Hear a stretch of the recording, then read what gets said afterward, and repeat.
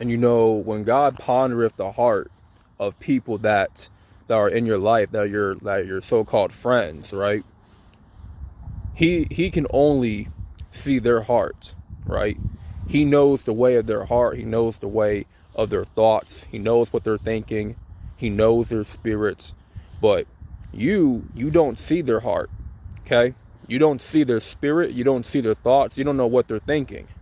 If only Abel knew what Cain was thinking of him, guess what? Abel would have fleeted that situation, right? Before Cain murdered Abel, he would have fleed that situation, right? He would have knew that Cain really felt this way about him this entire time, and he could have escaped.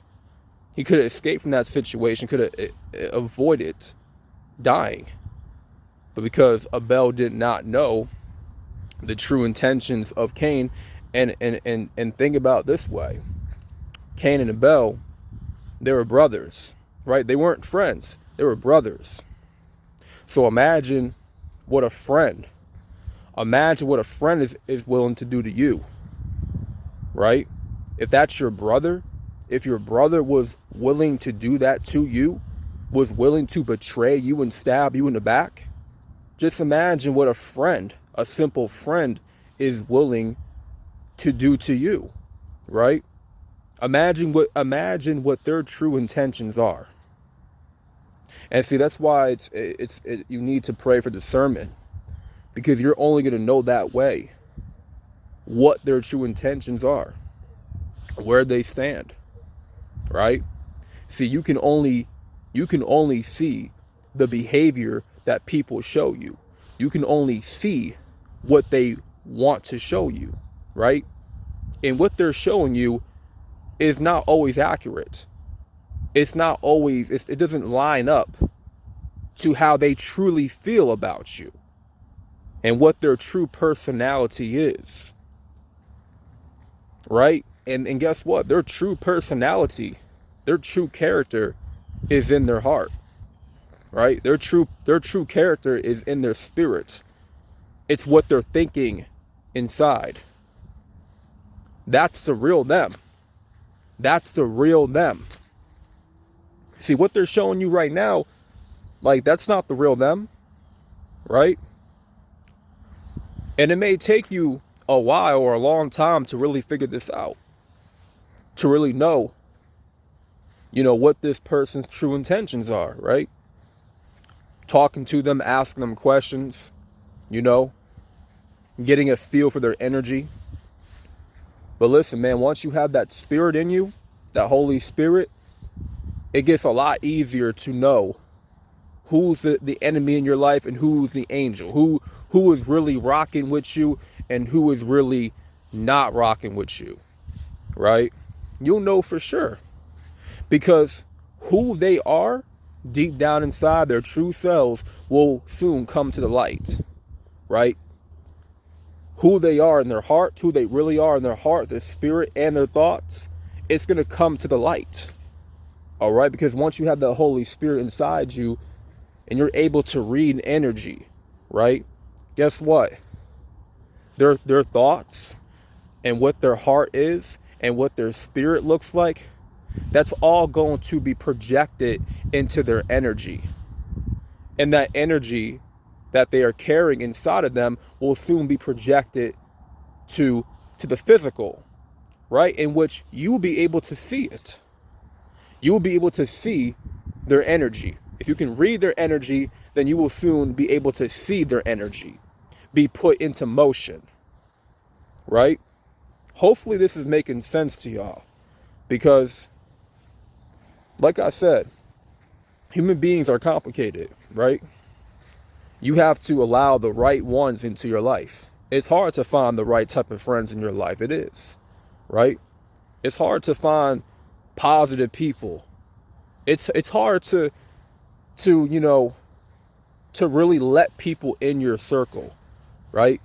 Especially if you have a lot of people that did you dirty, that did you wrong, that betrayed your trust and stuff like that. It's hard to, let people in sometimes, right? And because you're at a point, you know, that people are either going to add to your life, or they're going to either subtract to your life. And if they're subtracting to your life, then, you know, most likely you're not going to want them in your life because they're subtracting, right? But if people are adding to your life, they're adding value to your life, you know, you want to hold on to those people. You want to cherish those people. You want to hold on to them, right? Because they bring you value. So all I'm saying is, man, pray for discernment, you know, ask the Lord for it, and he will definitely give it to you. Because, you know, what you shall seek, you will definitely find. And, you know, you need to be able to read people and read people's, you know, energy, you know. Like, you may not know their true intentions, okay? You're not going to know what their heart looks like, okay? Only God knows.